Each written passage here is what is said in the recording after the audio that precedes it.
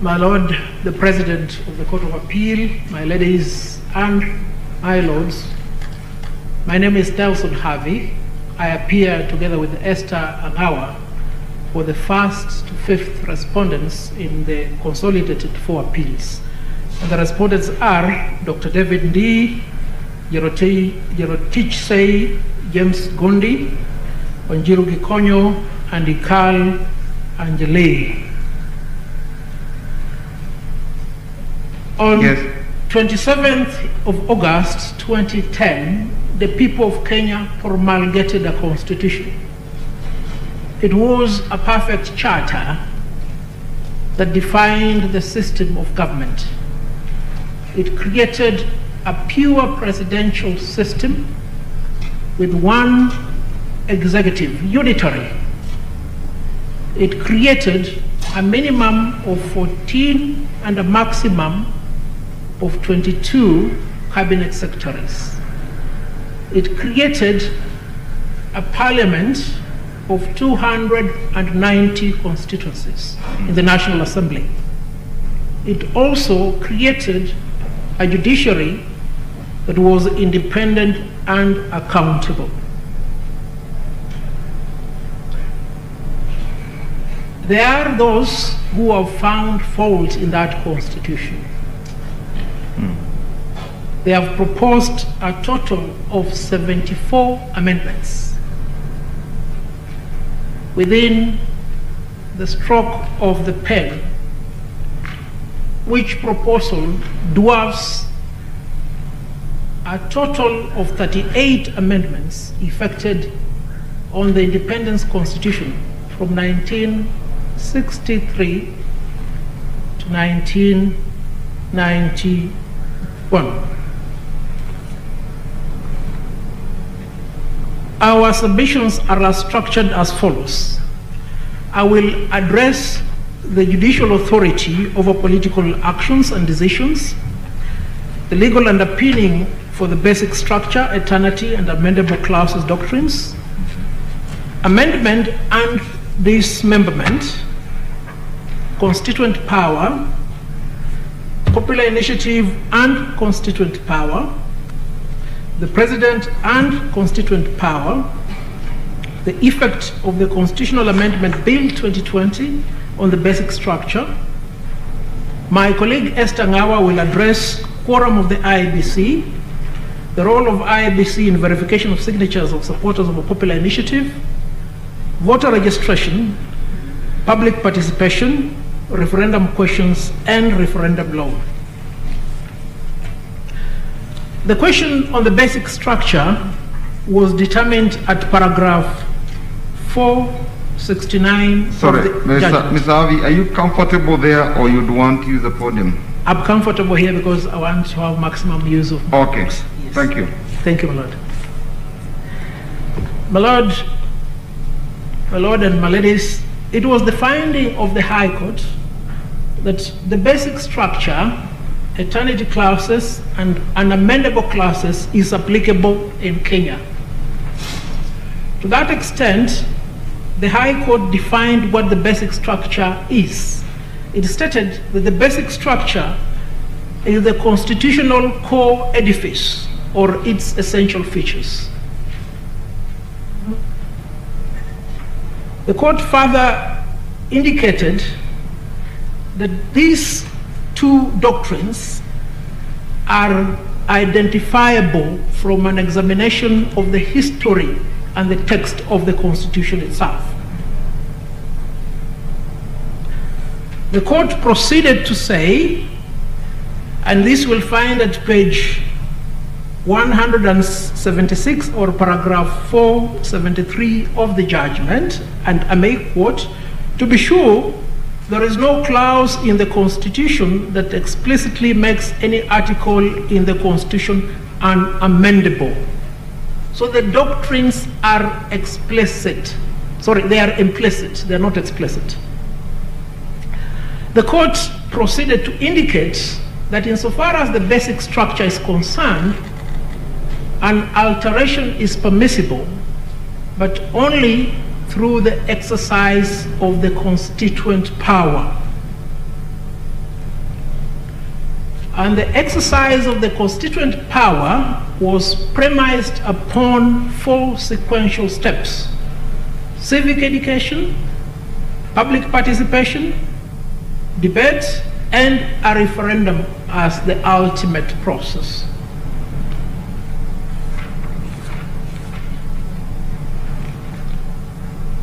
Now, the question that arises, and which the appellants dwelt upon at length, was that the doctrine of constituent power is not textualized in the Constitution of Kenya and is inapplicable.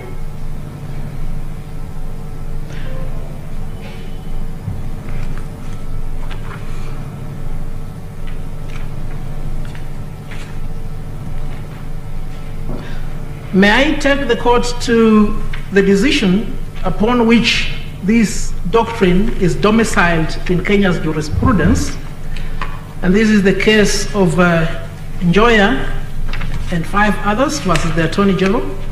It appears in volume 2 of my bundle at page 642 all the way to page 728.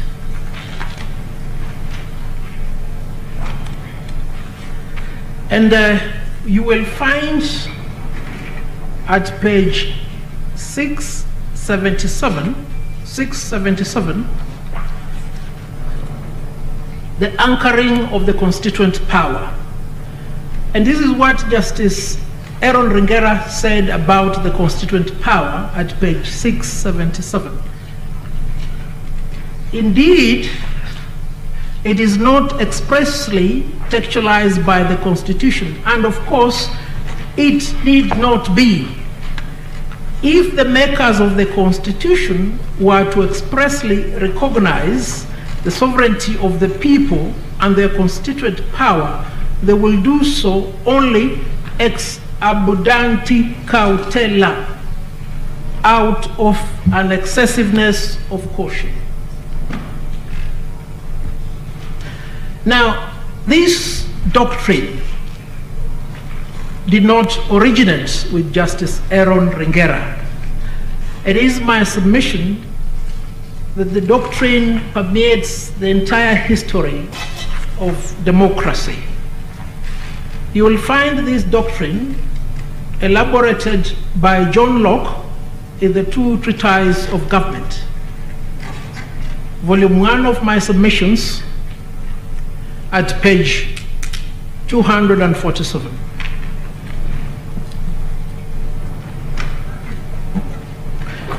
This is how Locke defines constituent power. He defines constituent power as the power to form government. He proceeds to say constituent power connotes the subordination of the power of the Commonwealth.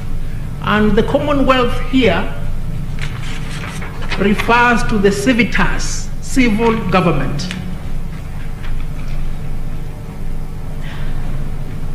Baron de Montesquieu, writing about the spirit of the laws, which you'll find at volume 1, in particular at page 318, identifies that constituent power.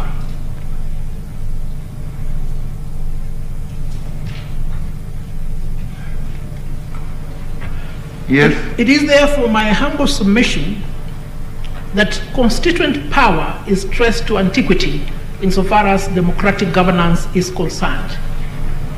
It is not an emergent concept, it is not alien. May I conclude that particular part with what renowned professor of law Ben Nubweze states about constituent power. And you'll find this in volume 2 of my bundle, in particular at page 496. Page 496. This is what Nubweze states at page 496.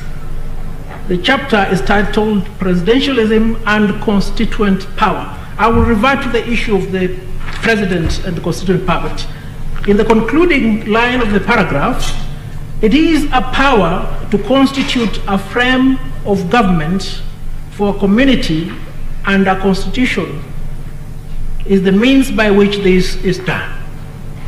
In essence, therefore, it is the sovereignty. It is my humble submission that with those precise arguments based upon the law, we have founded the existence of the constituent power within the realm of constitutionalism. We need not look any further. Now, having identified the constituent power, we now proceed to consider the legal underpinning for the basic structure, eternity, and unamendable clauses and doctrine. Again, permit me to go back to the Njoya case, where the basic structure doctrine, in my humble submission, finds the first application in Kenya's constitutional jurisprudence. And this is what Justice Aaron Ringera said at page 688. Page 688. I've highlighted it. He says, all in all, I completely concur with the dicta in the Kasevenanda case that Parliament has no power to and cannot, in the guise or garb of amendment, either change the basic structures of the Constitution or abrogate and enact a new Constitution. What was the context in this matter?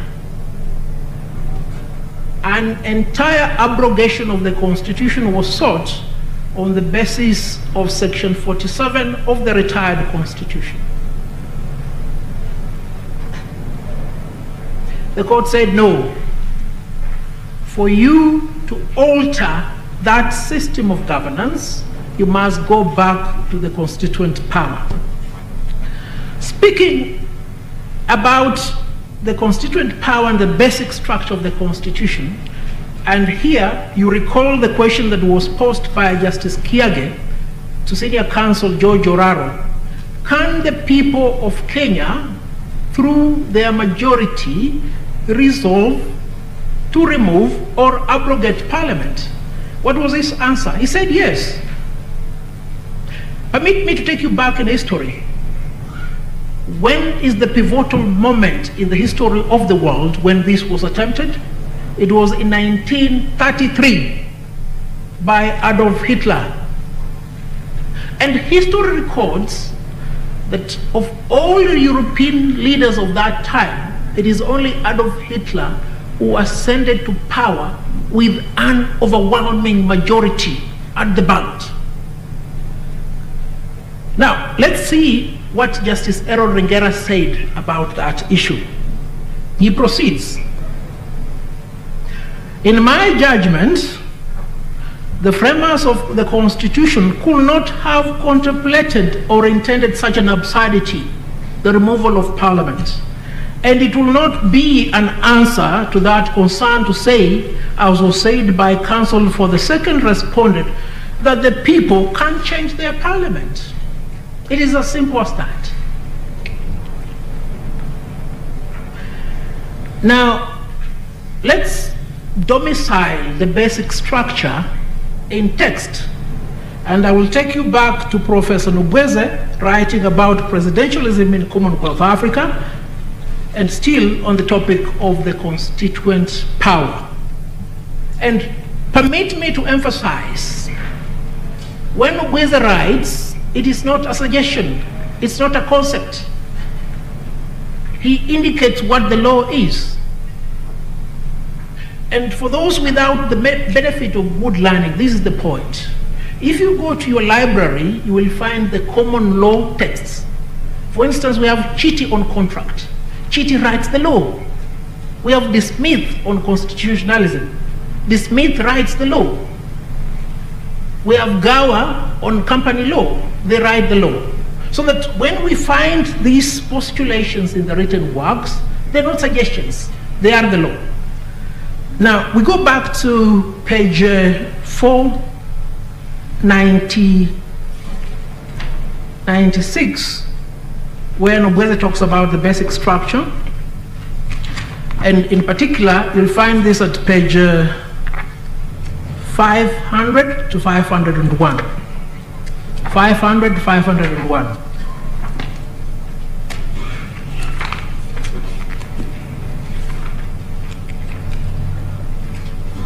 If I may go there pretty fast. So we start with page 500 at the bottom where it starts as follows. A constitution is supposed to be a permanent charter which is to endure for ages to come and not to be lightly altered to meet the temporary expedience of political parties. And my lords and my ladies, as you pause there, let me take you back to the preamble of the Constitution of Kenya so that the significance of these points may sink. This is what the preamble says in introduction and in conclusion. We, the people of Kenya, then after enumerating all those recitals, says, adopt, enact, and give this constitution to ourselves and to our future generation.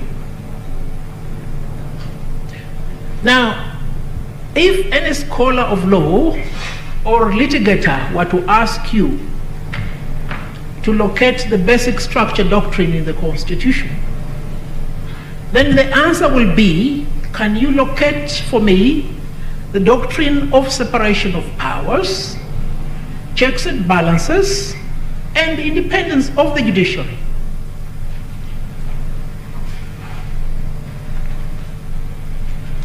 Now, we go on and see how Professor Nobweze has applied this basic structure to the Kenyan situation. And you will find this at page 526 of volume 2. 526, my lords and my ladies, 526.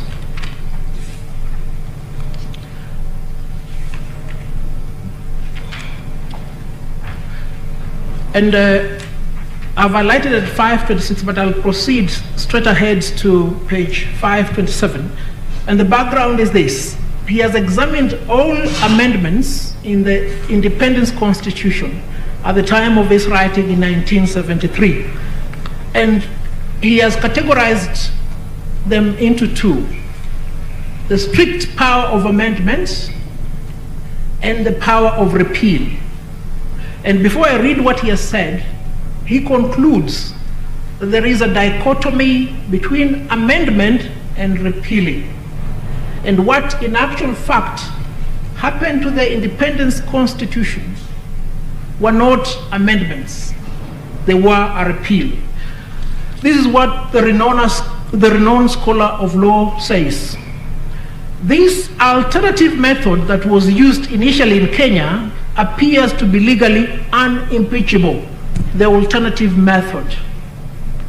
Since the power to alter the Constitution was rather widely defined to include amendment, modification, or reenactment, with or without amendment or modification. And here is where we underline. However, applied to the Independence Constitution, but not to the Order in Council itself, it may be doubted whether the spirit of the amending power contemplated the destruction through the superimposition of a republican presidential form of the system of government instituted by the Constitution, namely monarchical parliamentary government. The so-called amendment, in fact, established a new constitution, and as such, should have been effected by the repeal of the existing Independence Constitution. He says this in 1973. Is he alone when he says this? No, he's not alone. He is joined by Justice Aaron Ringera many years later. And this is what Justice Aaron Ringera said, commencing from page 688 at the last paragraph. Before I leave this aspect of the matter, let me comment on the previous amendments to the Constitution of Kenya. Since independence in 1963, there have been 38 amendments to the Constitution. The most significant involve a change from dominion to republic status. The dominion was this: there was a governor general, and then there was a prime minister. There was the lower house and the upper house. What we commonly refer as to Madaraka Day is the day that we were given a prime minister. Within 6 months, by December 12th, what we commonly call Jamhuri Day, the Constitution was abrogated to eviscerate the dominion status and install a presidential system. Now, Ringera proceeds. Abolition of regionalism, what we now have as devolution, change from parliamentary to a presidential system of executive governance, etc. And this is how the learned judge, and he was indeed very learned, concludes. The effect of all those amendments was to substantially alter the Constitution. Substantially alter the Constitution. Some of them could not be described as anything other than an alteration of the basic structure or features of the Constitution. And they all passed without challenge in courts. My ladies and my lords, before Copernicus, before Columbus, there were many things about the earth that were not known. They are now known. The fact that we did not know something 10 years ago did not mean that we were foolish then. We were not wise. We've just grown wiser. He concludes, all I can say that is, in that respect, is that unfortunately or fortunately, the changes were not challenged in the courts, and so they are part of our Constitution. Now, fortunately for us, the 74 proposed eviscerations on our permanent charter were successfully challenged before the High Court. The High Court agreed with us. It is my humble request that you uphold the finding of the High Court on that issue.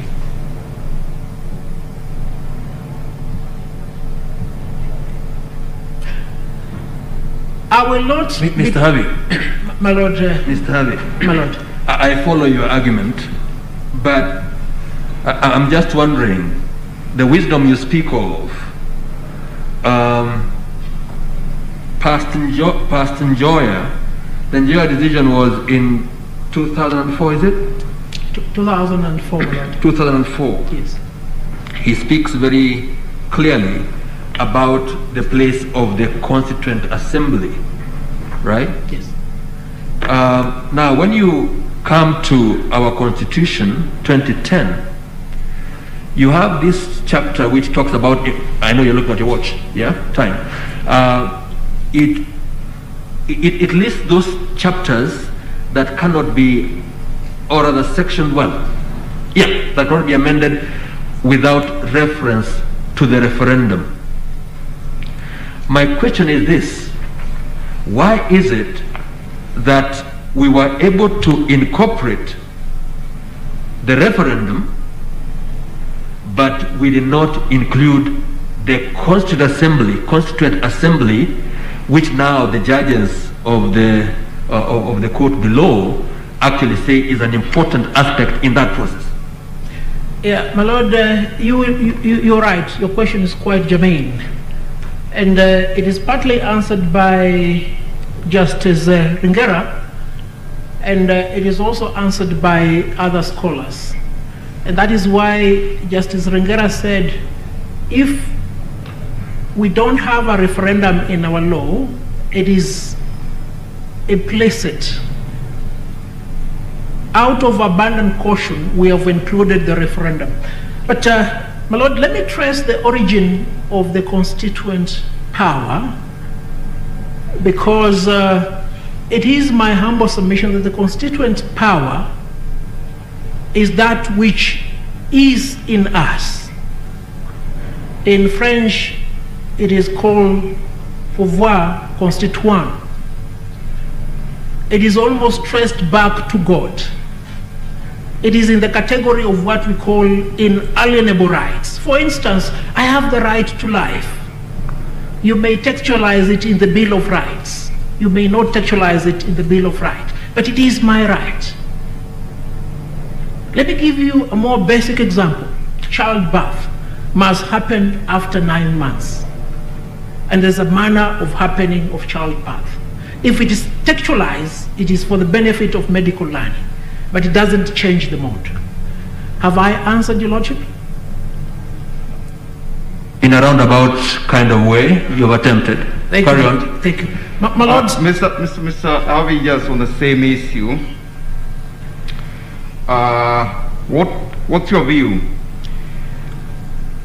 Were the principles espoused by Rengera J in the Njoya matter realized by Kenya in the making of the Constitution of Kenya 2010? They were realized to a certain extent. For instance, the referendum was textualized. The constituent power was not textualized. Public participation was also provided for in various aspects, commencing from Article 10, going to Article 118 and 119. But the premise upon which we seek to support the decision of the High Court is this. Even if they were not there, we are duty bound to follow them. There is an argument between Princess Anne and President Lyndon Johnson as to the efficacy of the Westminster model vis-a-vis the presidential system in the United States. And Anne told the president, if you are accustomed to mediocrity, you will find fault in perfection, referring to the English system of governance. Because in England, scholars will say that England does not have a written constitution. The fact of the matter that England does not have a constitution, that's the fact. What England has is demonstrable, perfected constitutionalism. So that these doctrines in here, and they apply whether or not they are textualized. All right, move on. Thank you, my Lord. My Lord, I will be doing an injustice on that topic if I did not acknowledge the works of Professor Richard Albert on the basic structure, which you will find I have extracted at page 1281. And Richard Albert says this, writing about how courts become supreme in defending the Constitution from unconstitutional amendment.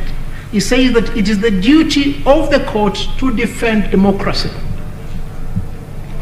Another writer whose mention requires immortalization for the purposes of these proceedings is Yaniv Rosnai, writing about populist constitutionalism and unconstitutional amendment doctrine. Again, he formulates the doctrine of constitutional capture. And because this is very relevant, permit me to cite and quote in brief what Rosnai states at page 1304. Of volume 4. He formulates the concept of constitutional capture by a populist regime or leader. And then he concludes at page 1307, the last paragraph. 1307. This is what Professor Rosnay states. Abusive constitutionalism becomes especially attractive. 1307 at the bottom. Yes, go on, we are with you. Abusive constitutionalism becomes especially attractive with relatively flexible amendment processes controlled by a dominant party or the government. He proceeds, for example, what allowed the weakening checks and balances on the protection of rights in Hungary, effectively turning it into an illiberal state that fails to comply with minimum standards of constitutionalism. Here at home, and it is a pity that the few royal natives like Professor Guido Muigai and Professor Ben Sianya have not brought their works on this issue. Here at home... Sorry, Council, what did you say? I'm saying that the royal natives. You see, in England we have the lords, and here we have the professors when it comes to the law. So the royal natives, Professor Guido Muigai and Professor Ben Sianya, have not written on this issue. But one royal native has written on this issue. His name is Professor John Mutaha Kangu. Mutaha Kangu. And his book is titled Constitutional Law of Kenya and Devolution. And if you look at volume 4 at page 1276, 1276, this is what the good scholar of law says. The basic structure of the Kenyan Constitution should include the sovereignty of the people, the supremacy of the Constitution, the principle of sharing and devolution of power, democracy, rule of law, the Bill of Rights, especially the right to human dignity, separation of powers, and the independence of the judiciary. And then he concludes, just as the judges of the High Court concluded, that you cannot exhaustively enumerate which clauses in the Constitution to which to attach the basic structure, eternity clauses, or unamendability. He says, nonetheless, implied non-amendable aspects of the Constitution can be identified. Council, flowing from that, I think the argument was made that if that be the case, the courts would have to be approached at every turn to determine what that comprises. What do you say to that? My Lord, I listened to that submission with a lot of disappointment. The court need not be approached anytime the amendment is proposed. The reason is this. The court is the final arbiter of interpretations of the Constitution, but not the only one. Under Article 10, everybody is obliged to apply and interpret the law when formulating policy or making a decision. It will therefore be incumbent upon any initiator of an amendment initiative, be it Parliament or Wanjiku, to make that inquiry. And my Lord, this is fundamental because under Article 94 of the Constitution, Parliament's fundamental role is to protect the Constitution. And before I part from that point, this Parliament identified 3 areas of unconstitutional amendments in the bill. 1, the installation of an executive prefect in the judiciary in the name of ombudsman. 2, the manner of creation and allocation of boundaries. And 3, the want of a legal framework to enable amendment. But they nonetheless passed the bill as it is. Why? Because they failed to comply with Article 10 and Article 94 insofar as they obligate. And my Lord, it must sadden you that a legislator will come and tell you here that should we be coming to court every time we want to identify a basic structure? I think I've sufficiently answered that point. It is not clear what the answer is to. So what is to happen if a proposal is made to amend? How is one to go about determining whether you are tampering with the basic structure or not? How do you make that determination? My Lord, the determination is to be made by looking at the history of where we've come from. For instance, we have a pure presidential system of government. And upon it is anchored separation of powers and checks and balances. So that when you initiate that amendment, you need to look at the history of the people of Kenya in constitutional making. But should there be need for the issue to be determined in court, it will be determined when it has become germane. Like in our case, the issue was germane. It was not in the realm of conjecture. So that conundrum is one that should not prevail at this juncture.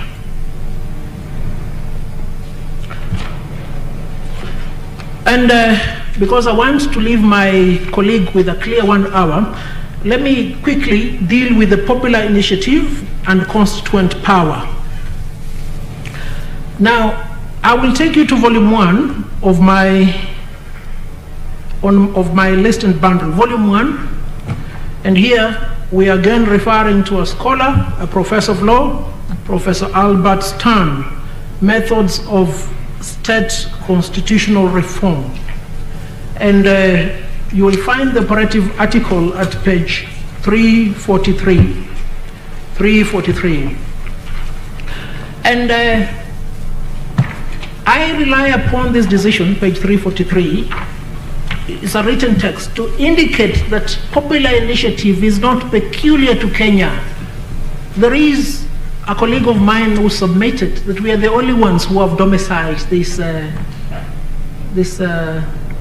doctrine.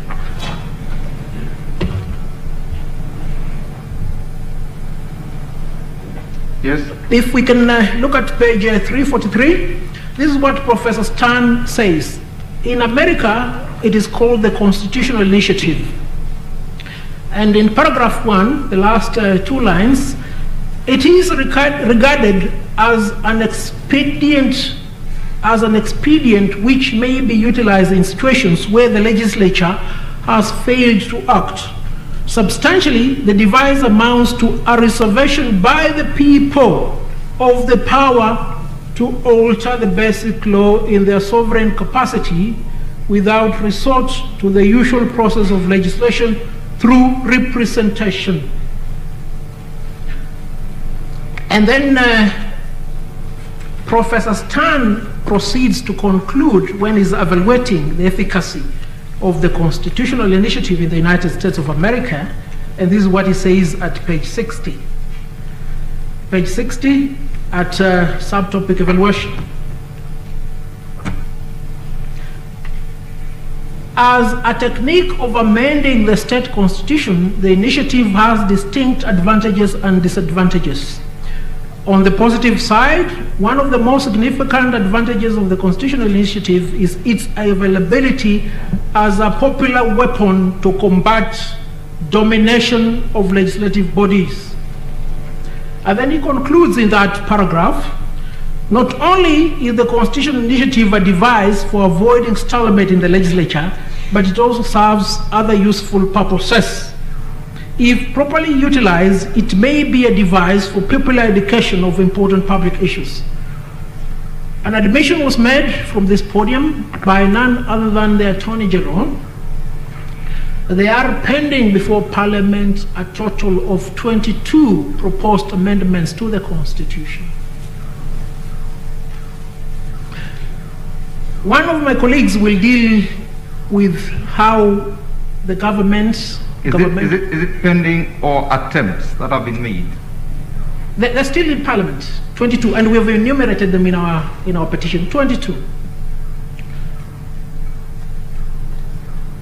So therein lies the mischief. You've seen legislators speak here and seek to ascribe to themselves the title Wanjiku. A legislator can never be a Wanjiku. It's as simple as that. And I will conclude with that point when I'm talking about the president and the constituent power. And straight to the point, we'll start with the definitions at Article 260 of the Constitution. Who is a person? Who is a public officer? Who is a state officer? The moment you become president, you cease being a person. You become a state officer. And if there is any doubt as to how you are supposed to exercise yourself, then recourse can be made to 2 or 3 examples. We will start with Locke himself at page 250 of volume 1. Page 250 of volume 1, 250. And this is very imperative. This is very imperative, page 250.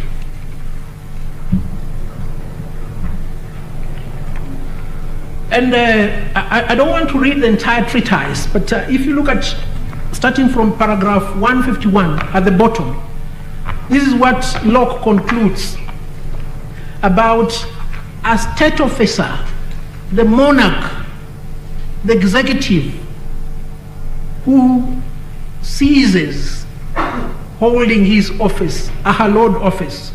But when he quits his representation, this public will, the protection he enjoys, and acts by his own private will, he degrades himself. He degrades himself. And he cannot come here and complain through the Attorney General of being insulted. And is but a single private person without power and without will, the members owing no obedience but to the public will of the society. Locke proceeds to indicate that doing so amounts to tyranny. He has also defined tyranny at page 272 to 273.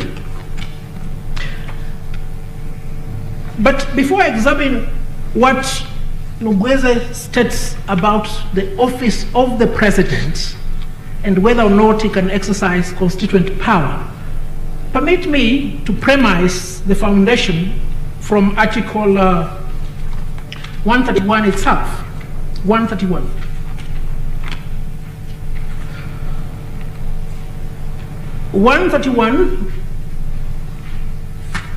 Sub-Article 2A and B.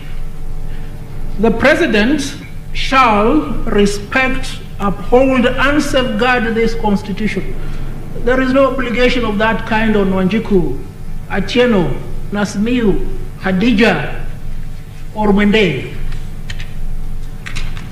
It goes at B, safeguard the sovereignty of the Republic.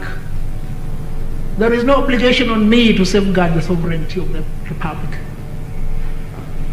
Now, that is the office of the President. And we have seen what the sovereignty of the Republic is. It is the constituent power. The President, like King David before him, cannot start taking the flock. The President, like King Edward VIII, must remain the President. If he wants to engage in the affairs of other lesser mortals, then he must abdicate. There are no two options to this matter. And to contextualize that quickly, we see what Professor Ben Nugweze says at page 462 of volume 2. 462 of volume 2.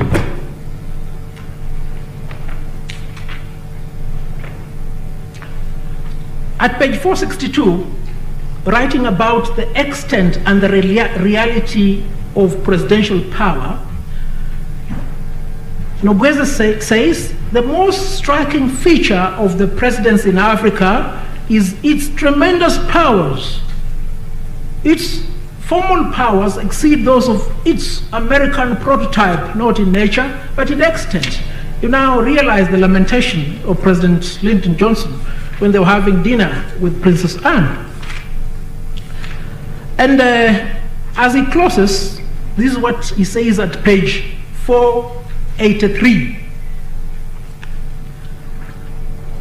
The splendor, that is of the president, page 483, last paragraph. The splendor is indeed part of the social preeminence of African presidents. The splendor.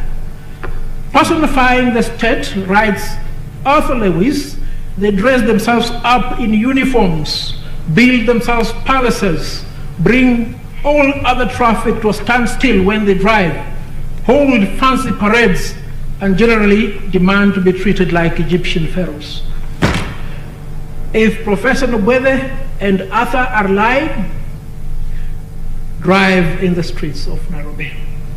The president is not a mere mortal, he is a superior mortal.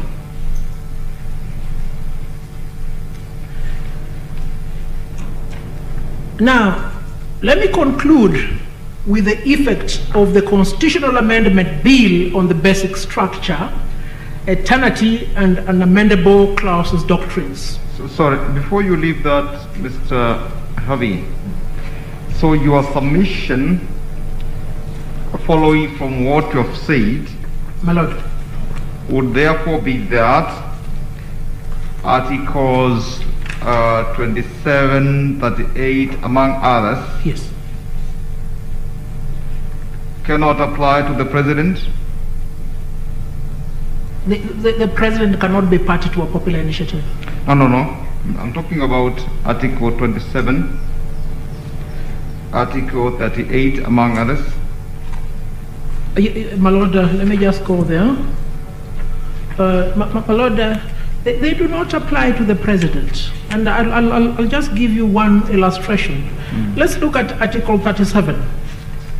The right to No, I'm talking about 27 and 38, among others. Can they apply to the president? No, they don't apply to the president. All right. And the reason is simple, and it's in Article 37. Every person has the right, peacefully and unarmed, to assemble, to demonstrate. Imagine the president demonstrating or picketing. Supposing, Havi, My Lord, supposing the president is president on an independent, as an independent, I think that picture was presented here, and he has a parliament which is running rogue.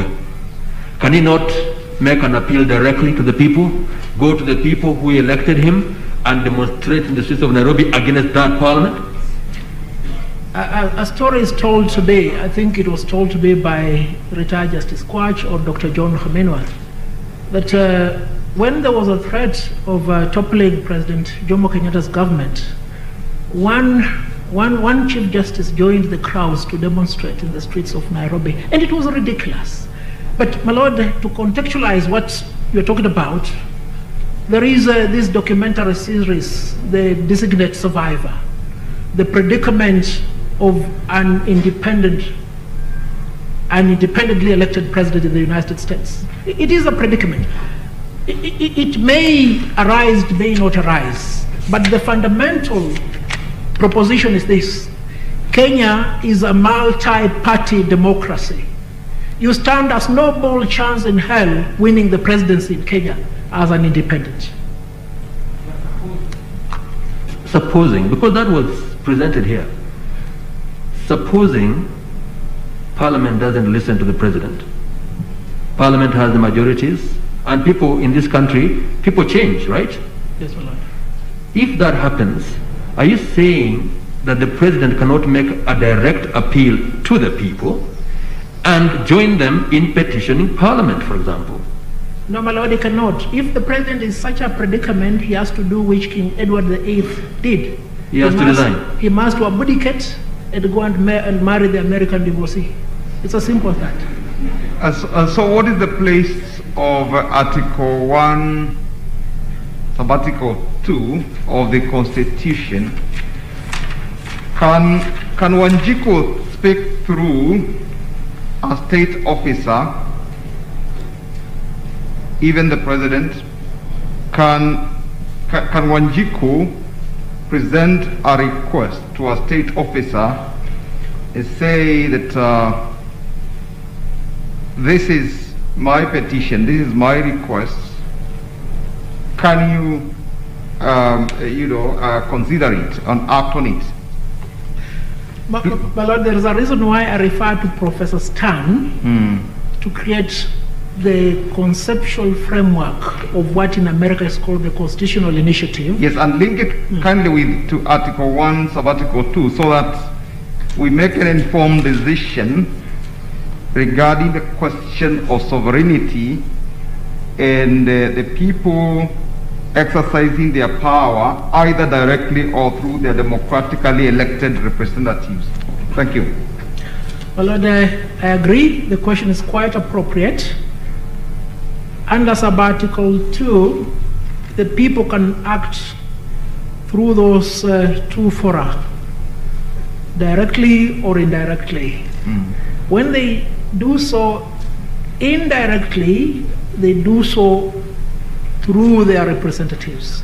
When they do so directly, they do so in exercise of their constituent power. When all those other avenues, as Professor Stan says, have failed to yield results. But my Lord, because the... Only when they have failed to yield results? Yes, yes. Okay.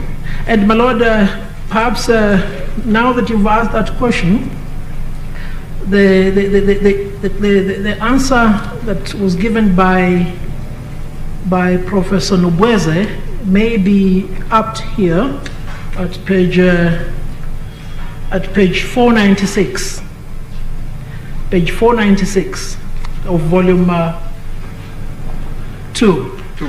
Yeah, he says, recalling again that the president under the presidential system in Commonwealth Africa is the organ that coordinates and therefore dominates the executive and legislative process of government, in particular, that it is he who as the executive has and controls the legislative initiative.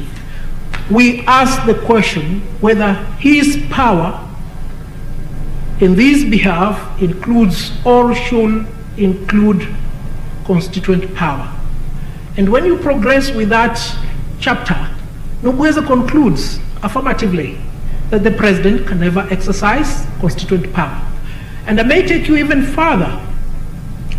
Justice Wolfgang,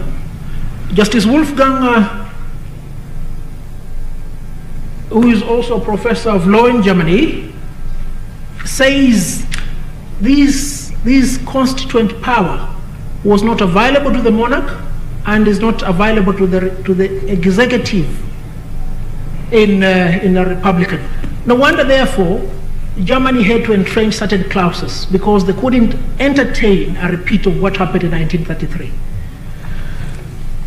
Now, my lords and my lady, if you permit me to use these 13 minutes. Yes, you can move on.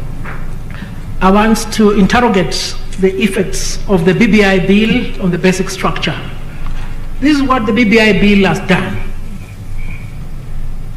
to destroy, to dismember, to eviscerate the basic structure of the Kenyan system. It has created an impure hybrid presidential and parliamentary system. And remember, Nobweze spoke about it concerning the change from dominion status to republic. This bill has domiciled the cabinet in the legislature, effectively obfuscating the functions of the executive and of the legislature. They may tell you we can't see separation of powers in the Constitution, but it's there. There is no separation of powers in what is intended. Thirdly, it has sought to interfere with the independence of the judiciary by installing an executive prefect in the name of Obczynski, aka Ombudsman, to perform functions allocated by the people of Kenya to the Judicial Service Commission. Parliament itself acknowledged this fault.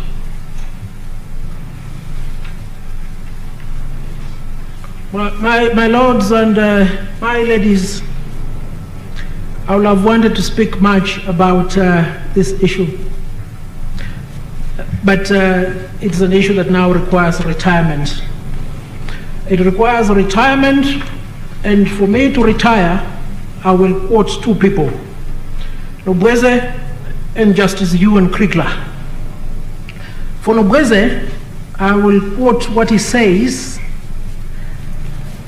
about the mixture of the presidential and parliamentary system, this time specific to Ghanaian founder, Dr. Nkrumah.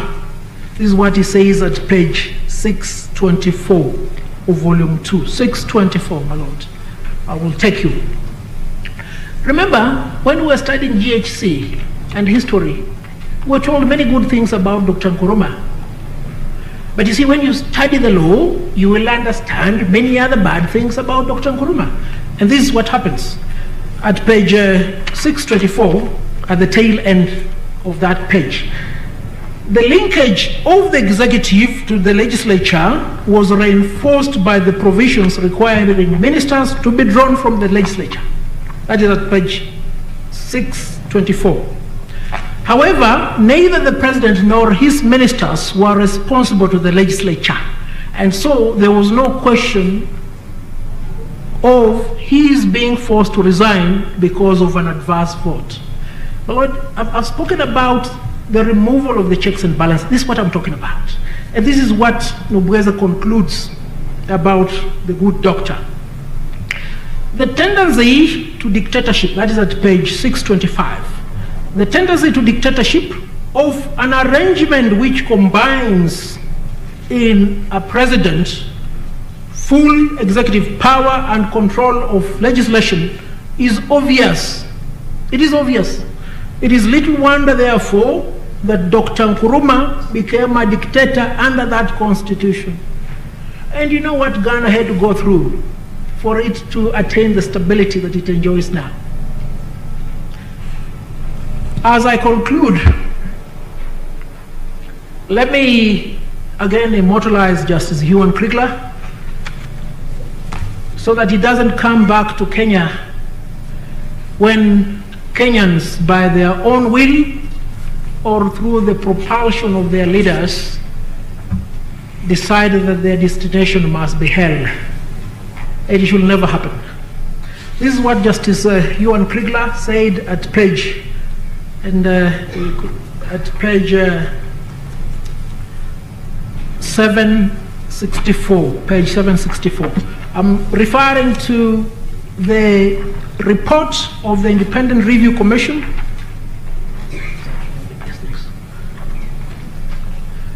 Report of the Independent Review Commission on the general election held in Kenya. This is what the good judge said. What volume are you at? That is volume 3. Volume 3. Right. Page 764. Yes, move on. The last two paragraphs. In order to start trying to prevent a recurrence of the tragic aftermath of the 2007 general elections, and this is where you underline, Kenyans, from president to peasant, will have to do an agonizing stock take of where their country stands. An agonizing stock take. From president to peasant, the pharaonic president who makes traffic stand, to the peasant, the holder, the bearer of the constituent power, pouvoir constituant. They will have to show their commitment to the rule of law and its equal applicability to all citizens, irrespective of economic, social, and political or any other belief. No, the solution does not merely lie in constitutional and legislative changes. The culture of impunity in Kenya needs a fix too.